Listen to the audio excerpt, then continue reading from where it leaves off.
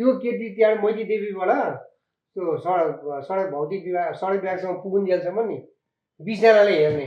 अनि हाम्रो आलिनियमबाट माथिबाट सबैले हेर्ने त्यति राम्री बुझ्नु हो त्यस्तो राम्री है पछिबाट मैले फकाइदिएँ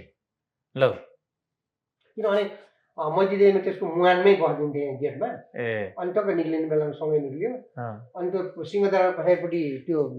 सिस्नो घारी क्या सबै त्यो सिस्नो घारीले पोल्थ्यो कि पछाडिबाट यो अनम नगरतिर साइडमा हो त पठाउमा सिस्नो घारी थियो एकदम पोल्ने अनि त्यही सिस्नोमा त्यो सुरुवाल गर्दै गर्दै गएँ अनि त्यतिखेर उसलाई चाहिँ अनि भेटेर त्यसलाई चाहिँ मैले फकाइदिएँ फकाएपछि अनि डुलाउनु लगेँ सादा बसमा पाटन कृष्ण मन्दिर गोकर्ण